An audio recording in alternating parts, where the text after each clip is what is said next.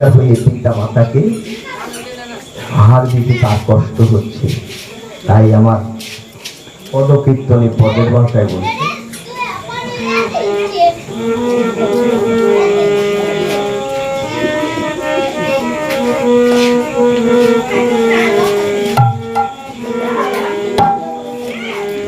মা ছাড়া তারে ব্যথা কেউ বোঝে না সংসারে, মা ছাড়া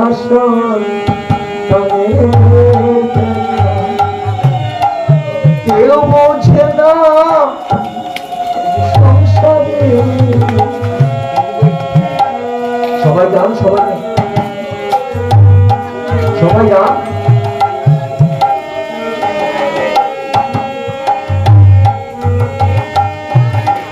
কাকি বলো মাসি বলো মায়ের মতো রে,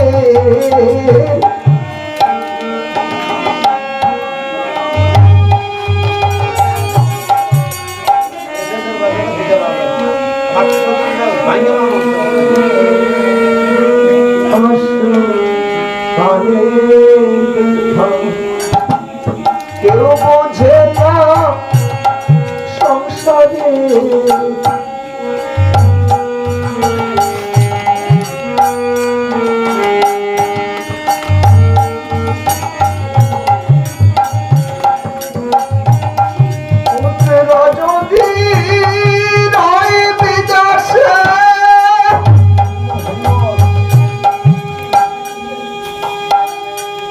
চোখের জলে ভাসে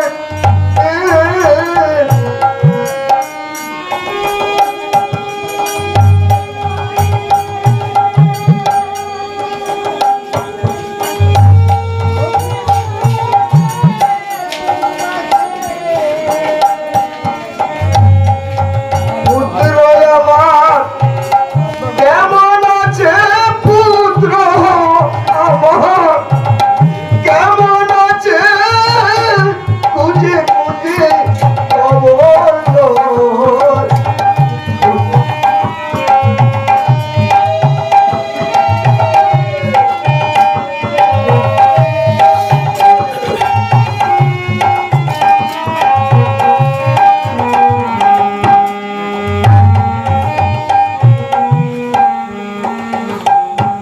যখন ছেলে বিদেশ থাকে,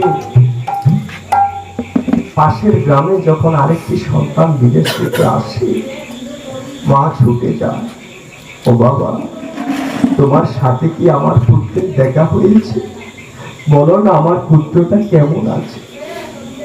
এমন অবস্থা, রাস্তায় যখন উঁচু খেয়ে পড়ে যাবে, ব্যথা পাবে, প্রথম ডাক দিয়ে উঠে মা বলে, মা ডাকের সাথে সাথে অর্ধেক ব্যথা চলে যায় আর অর্ধেক ব্যথা ওষুধে যায়।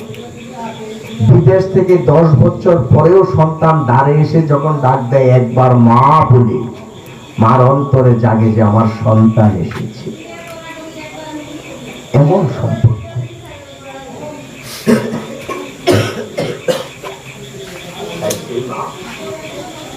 তাকে আহার দিচ্ছে না, অন্যকে দিচ্ছে। পিতাকে আহার দিচ্ছে না, অন্য জায়গায় টাকা খরচ করে ফেলছে। শাস্ত্রে বলছেন, পিতা মাতার আশীর্বাদ ব্যতীত যদি তুমি বনে গিয়ে গোবিন্দের আরাধনা করো, সেই ডাকে গোবিন্দ সায় দিবে না। তাই বলছে, রাজ্য গুরু পিতা মাতা গুরু জ্যেষ্ঠ ভাই, তার চেয়ে অধিক গুরু ভজিলে সে পায়। যে পিতা সকালে না খেয়ে চলে গেছে অফিসে, রাত্রে এসে জিজ্ঞাসা করছে, ওগো বাবু খেয়েছে গো, সেই পিতাকে যদি সন্তান না খাই, অন্য জায়গায় টাকা ব্যয় করে এই জায়গায় কাজ হবে। আহা বাবা, আমরা দাঁত থাকতে দাঁতের মর্ম বুঝি না। বাবা যখন ঘরে ছিল, বাবাকে বাবা বলে ডাকি নাই, আজকে বাবা দুনিয়া ছেড়ে চলে গেছে, আজকে বাবা বলে কাকে ডাকবো? আমি বাবা আর ডাকব কারে,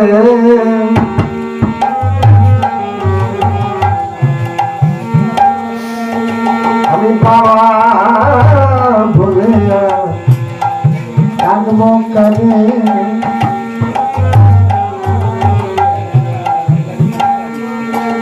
সে জন্মের মহত্ব চলে গেলে বাবা বলে ডাকব কারে।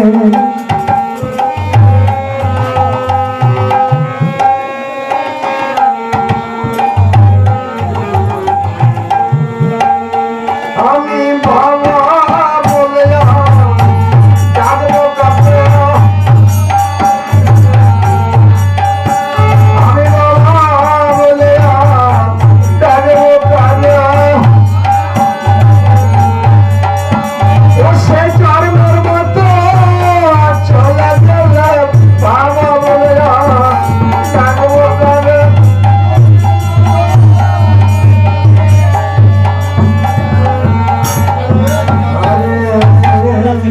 যখন পিতা মাতা তখন সেবা অর্চনা করছে না, কি লাভ হবে বাবা?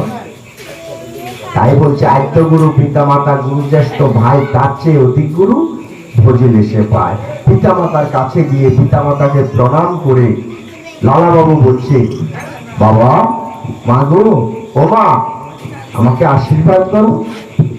পিতা মাতা বলছো, বাবা লালা তো জীবনে কোনোদিন এইভাবে কথা বলেনি, আজকে কি হয়েছে বাবা তোমার, এমন করে কথা বলছো কেন? বাবা এনেছে মায়ের দিকে, মায়ে তাকাচ্ছে বাবার দিকে, কি হয়েছে আজকে আমাদের সংসারে?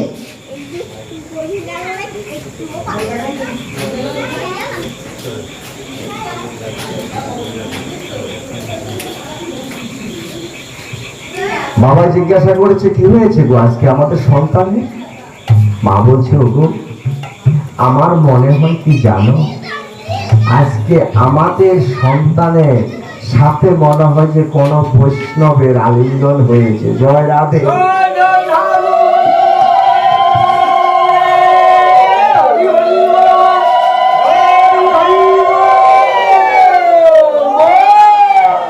আজকে মনে হয় কোন বৈষ্ণবের চরণ ধুলি তার এই অঙ্গে লেগেছে। ভক্তপদ জল আর ভক্তপদ ধুলি, ভক্ত ভুক্ত অবশিষ্ট, এই তিন সাধনের মহাবল। আজকে মনে হয় বৈষ্ণবের চরণ ধুলি সে পাইয়েছে, নতুবা এইভাবে কথা বলছে কেন? বল না বাবা কি হয়েছে? বলছে, বাবা গো এই রাজসুখ আমি অনেক ভোগ করেছি, রাজ্য অনেক পরিচালনা করেছি, হীরার মালা, মুক্তোর মালা, জহরের মালা, স্বর্ণের মালা অনেক ব্যবহার করেছি। মাগো আর আমার এগুলার প্রয়োজন নেই, এই রাজমুকুটটা আর দরকার নেই, এই সিংহাসনের আমার প্রয়োজন নেই। বলছে, তাহলে তুমি কোথায় যাবে? বলছে, মা আমি যে সারা জীবন সাধন ভজন করলাম না, আমাকে একটু সাধন ভজন করতে হবে, আপনারা অনুমতি দিন। প্রণাম করে পিতা মাতার থেকে অনুমতি নিচ্ছে। পিতা মাতা মাথায় হাত বুলিয়ে দিয়ে বলছে, বাবা যদি সাধন ভজনে যেতে হয় আগে একটি কাজ করতে হবে। কি কাজ করতে হবে? আগে গুরু গৃহে যেতে হবে, আগে তোমাকে গুরু গৃহে যেতে হবে।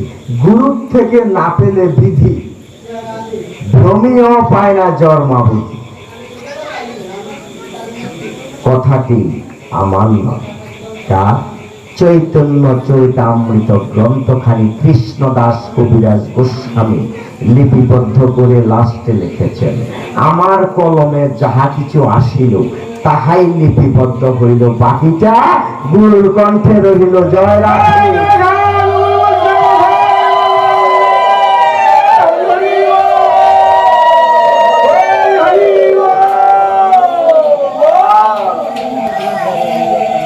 আমার কলমে যাহা কিছু আসিল তাহাই লিপিবদ্ধ হইল, বাকিটা গুরুর কণ্ঠে রহিল। তাই বাবা আগে তোমাকে গুরুদেবের গৃহে যেতে হবে, কারণ গুরুদেবের থেকে না পেলে বিধি ভ্রমীও পায় না জন্মাবধি। বিধি শব্দের অর্থ অনেকে বুঝেন নাই, আরো সহজে বুঝিয়ে দিচ্ছি। এরপরেও না বুঝলে, একবার না বুঝলে আমাকে 10 বার জিজ্ঞাসা করবেন, আমি 10 বারই বলবো। বিধি শব্দের অর্থ বিধান, বিধান শব্দের অর্থ আইন। যে যেই গুরুদেব থেকে নাম নিয়েছেন কোনো অসুবিধা নেই, গুরু একজন, গুরু একজন। গু শব্দের অর্থ অন্ধকার, রু শব্দের অর্থ তেজ। যার তেজ দিয়ে, আলো দিয়ে, জ্যোতি দিয়ে দেহের ভিতরের অন্ধকারটুকু দূর করে দিয়ে আলোর প্রদীপ জ্বালিয়ে দিয়েছেন, তিনি হলেন গুরু। জয় নিতাই, জয় গুরু।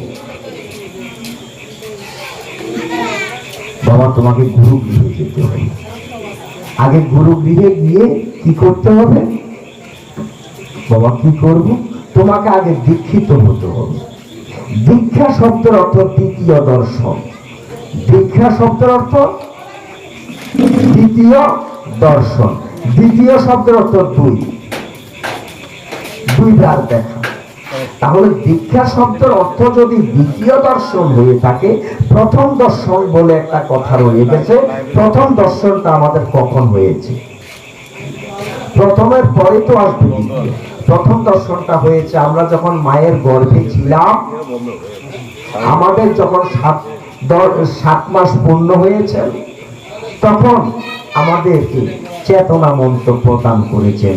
যারা মা হয়েছে তারা পরিষ্কার বুঝতে পারবে, 7 মাস পূর্ণ না হলে গর্ভের সন্তান নাড়াচাড়া দেয় না। কারণ এর আগে জীবটাকে অচৈতন্য, এর আগে জীবটাকে অচৈতন্য। অচৈতন্য শব্দ অর্থ যার চেতনা নেই।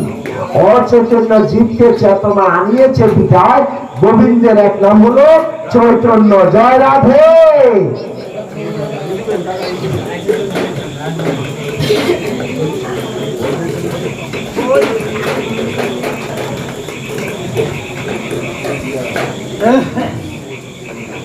দশ মাস 10 দিন যখন পূর্ণ হয়ে যায়,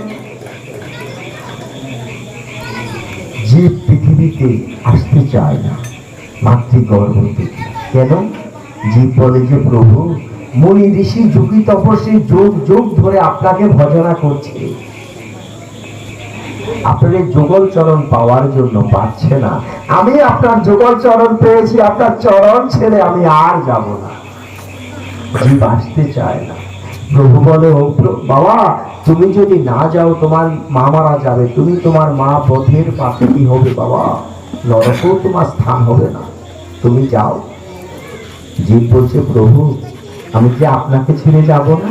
আগে আপনি যাবেন, আমি পাছে পাছে আসবো।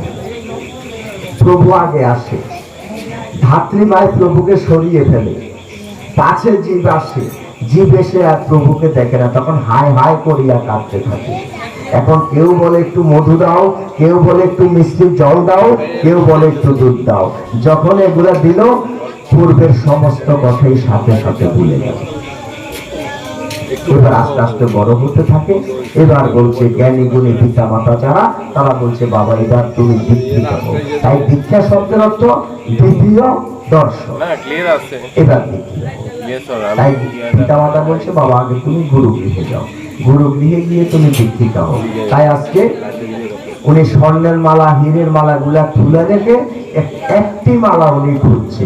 সেই মালাটির নাম হলো তুলসীর মালা। কেন বাবা তুলসীর মালা খুঁজছে? এই হীরের মালা, মুক্তোর মালা রেখে তুলসীর মালা খুঁজছে কেন? কারণ এই তুলসীর মালা শব্দের অর্থ হলো সন্ধান। যেই সন্ধানটা তুলসীর মালা দিতে পারবে, ওটা হীরের মালা আর মুক্তার মালা দিতে পারবে না। কিসের সন্ধান দিতে পারবে?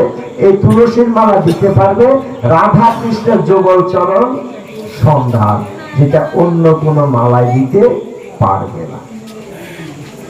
তুলসীর মালা কণ্ঠে দিচ্ছে, পিতা মাতার প্রণাম নিয়ে রাজমুকুট ধুলি রেখে রামাবলীটা গায়ে দিয়ে চলছেন। কিভাবে চলছেন? জয় রাধে।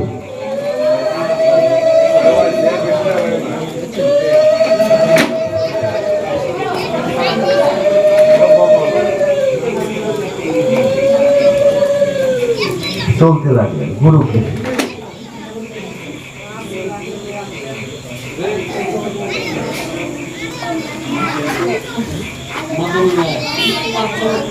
গুরুকে স্মরণ করছে।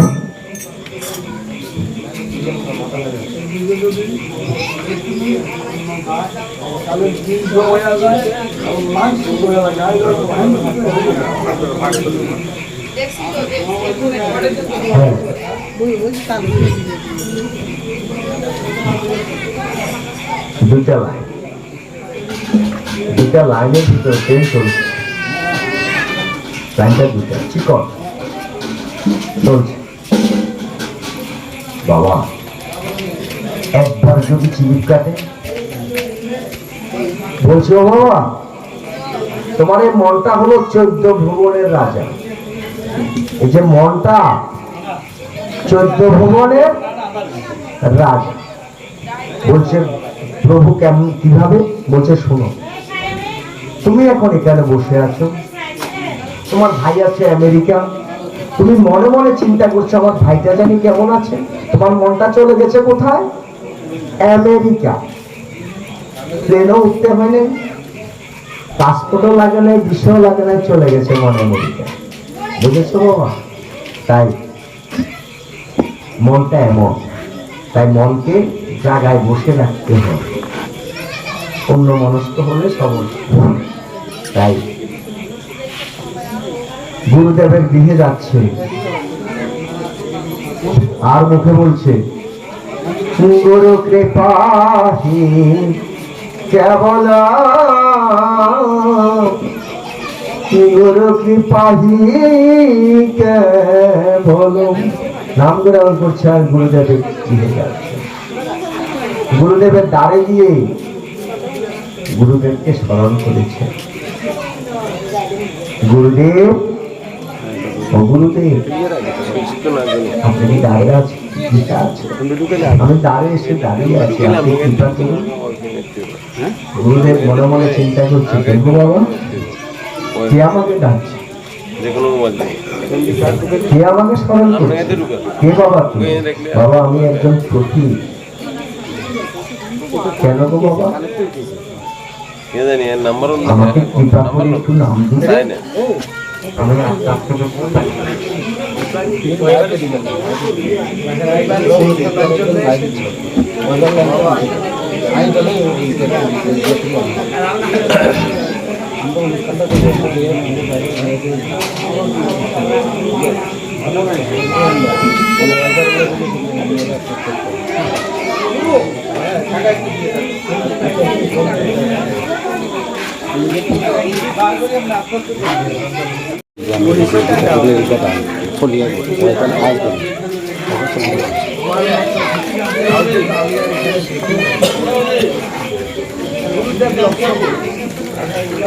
বাবা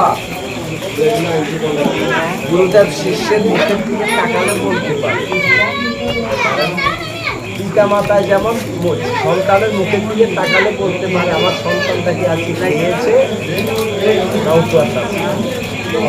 গুরুদেব শিষ্যের মুখের দিকে তাকালে বলতে পারে আমার শিষ্য কেমন আছে। কারণ গুরুদেবের থেকে সৃষ্টি হয়েছে শিষ্যের। যেদিন খবর পাবে যে গুরুদেব থেকে আমি নাম পেয়েছিলাম, গুরুদেব পৃথিবীর মায়া ছেড়ে চলে গেছে, তার তেরাত্র অসহ্য করতে হবে, তার তেরাত্র অসহ্য করতে হবে। বাবা কথাগুলো শোনা যায়? মনে প্রশ্ন জাগে কর্তা আমি সন্তান হলাম কি করে? বাবা বলছি কেন? গুরুদেব যখন আপনার কান বর্ণ কুমারের শীষ দিয়েছিল, শীষ থেকে উৎপাদন হয়েছি আমি, তাই আমার নামকরণ করা হয়েছে শিব। 24 ঘন্টার ভিতরে 21,600 বার আমাদের নিঃশ্বাস প্রশ্বাস আসা যাওয়া করছে। 24 ঘন্টার ভিতরে 21,600 বার নিঃশ্বাস প্রশ্বাস আসা যাওয়া করছে। ও বাবা একবার যদি বন্ধ হয়ে যায় অবস্থাটা কি হবে?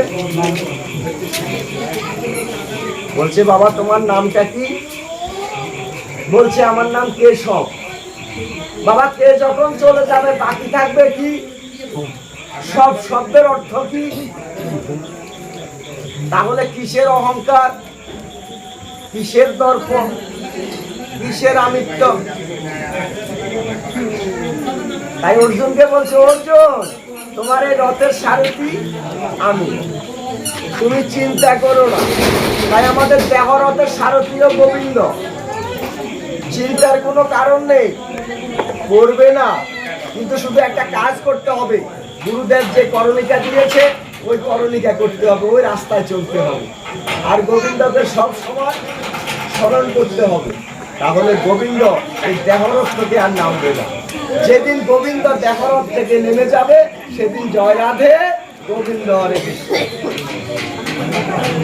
আর চলবে না রথ থেকে।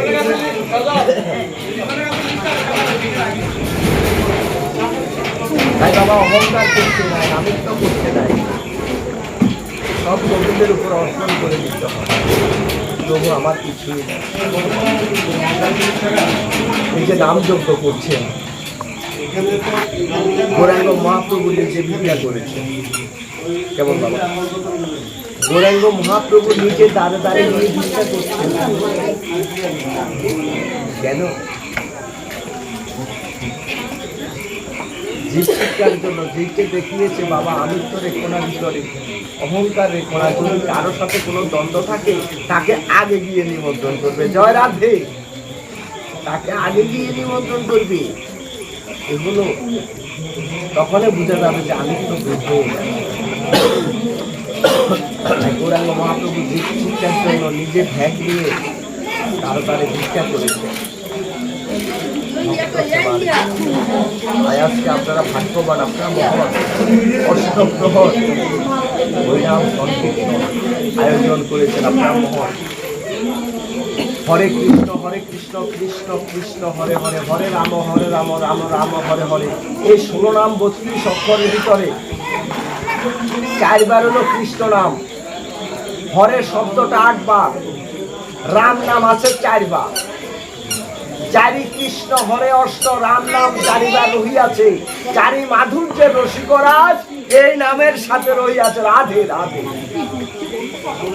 সবাই আছে এই নামের সাথে। তাই নাম আর নাম অভেদ, ভক্তি সহকারে নাম শ্রবণ করতে হয়, ভক্তি সহকারে ভাগবতীয় রস আস্বাদন করতে হয়।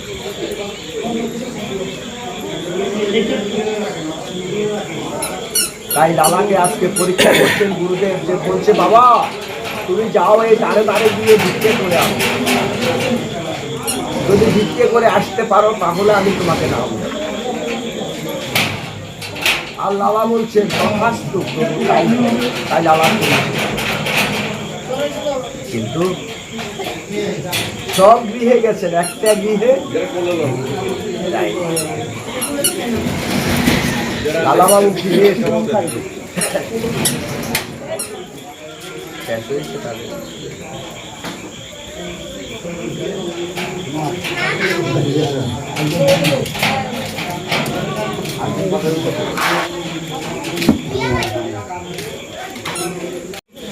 এসে এসে বলছে গুরুদেব আমি এসেছি, ভিক্ষে এগুলো পেয়েছি।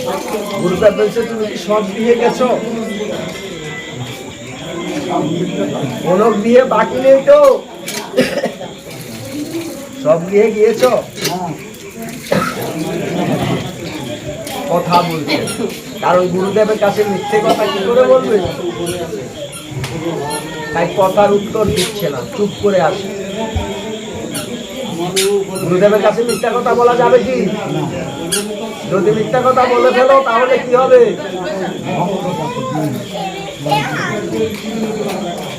বাবা অনেকে দেখবে গুরুদেব থেকে প্রসাদ নিতে যায়, কিভাবে জানো?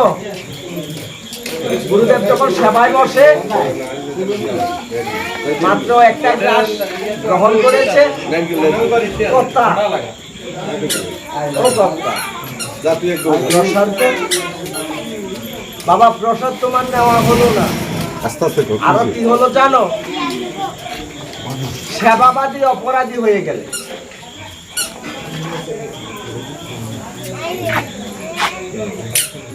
মিথ্যে কথা বলা যায় না।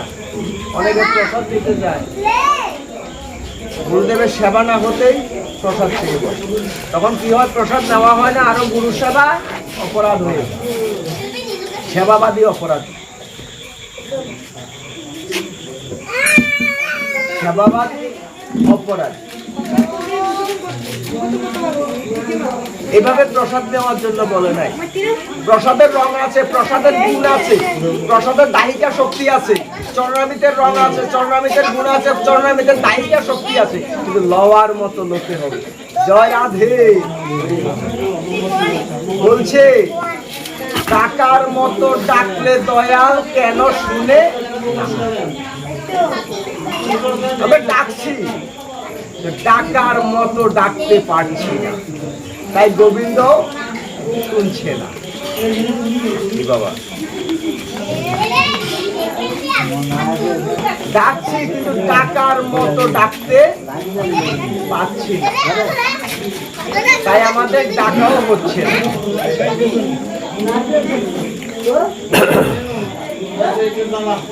অনেকের মনে প্রশ্ন গেছে, বলো বাবা একটা হলো টাকা, আবার ডাকার মতো কোনটা? প্রশ্ন থাকে না? বুঝে নাও, উত্তরটা দিয়ে দিয়েছে শ্রীমদ্ ভাগবত। কিভাবে ডাকতে হবে সেটা শ্রীমদ্ ভাগবত সিদ্ধান্ত দিয়ে দিচ্ছে। তাই 14 শাস্ত্রের ভিতরে একটা শাস্ত্র হলো, সর্বশ্রেষ্ঠ গ্রন্থটা হলো শ্রীমদ্ ভাগবত। সেই ভাগবতের সিদ্ধান্ত যেটা দিয়েছেন কিভাবে ডাকতে হবে, ওই প্রসঙ্গের একটি অধ্যায় আছে। অধ্যায়ের নামকরণ হচ্ছে ধ্রুব ও নারদ সংবাদ। ধ্রুব ও নারদ সংবাদ। বয়সটা 5 বছর ছিল ধ্রুবের। বাবা 5 বছর বয়স। প্রতিদিন সকালে দেখতো মা উঠে হরিকে ডাকত, হরির আরাধনা করত, হরির পূজা দিত। একদিন মাকে জিজ্ঞাসা করলো, মা গো, তুমি যে হরিকে ডাকছো, হরি কে গো মা? কোথায় থাকে? দেখতে কেমন? কোথায় গেলে পাবো? কয়টা প্রশ্ন এখানে, কয়টা প্রশ্ন? দেখতে কেমন, কোথায় গেলে পাবো, কোথায় থাকে? মা চিন্তা করলো, সর্বনাশ, এই সন্তানের যদি উত্তর এগুলা দিতে যায়, আমার পূজার সময় পেরিয়ে যাবে, পূজার সময় পেরিয়ে যাবে। তাকে সহজ একটা কথা বলবো, যেন এক কথায় বুঝে যায়। ছোট বালক তো, তাই বলছো, বাবা হরি হলো তোমার দাদু। মনে করেছে এই কথা বললে আর কোনো কথা বলবে, হরি হলো তোমার দাদু। বালকটা আবার জিজ্ঞাসা করলো, দেখতে কেমন? বলছে শঙ্খচক্র গদা পদ্মধারী। বলছে কোথায় গেলে পাবো? বলছে ওইদিকে একটা বন আছে, ওই বনে গেলেই পাবো। দেখো বাবা, মা যেভাবে কথাগুলা বলেছে, সন্তানটা ওই কথাগুলা হৃদয়ঙ্গম করেছে। তার বিশ্বাস ভক্তি, আমার মা বলেছে হরি হলো আমার দাদু, থাকে ওই বনে, দেখতে শঙ্খচক্র গদা পদ্মধারী। তাই বলছে শাস্ত্রে, বিশ্বাসে পাইবে কৃষ্ণ তর্কে বহু। বিশ্বাস ভক্তি থাকতে হবে, তাহলে ডাকলে কাজ হবে। দেখো বিশ্বাসে কি হয়েছে, প্রমাণ দিচ্ছে ভাগবত। 10 মিনিট 10 মিনিট।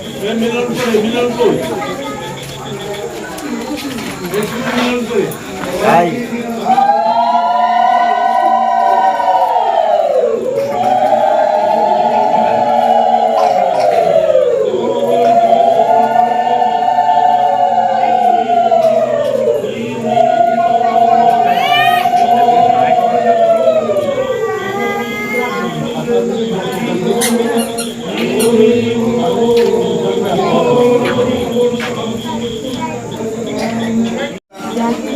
বাবা এই জড় জগতেও সন্তান যখন কাঁদতে থাকে তখন মা সন্তানকে সান্ত্বনা দেয়, তুমি কেঁদো না, তোমার বাবু বাজার থেকে আসতে তোমার জন্য পটেটো নিয়ে আসবে, বলে না? ঠিক কেমন আছে 5 বছরের বালক। কিন্তু এই বালকটা হৃদয়ঙ্গম করে রেখেছেন।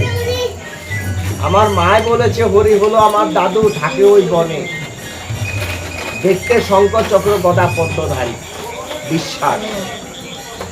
কিছুদিন যাওয়ার পর আস্তে আস্তে মা যেদিকে দেখিয়েছে সন্তানটা ওইদিকে হাঁটতে আছে।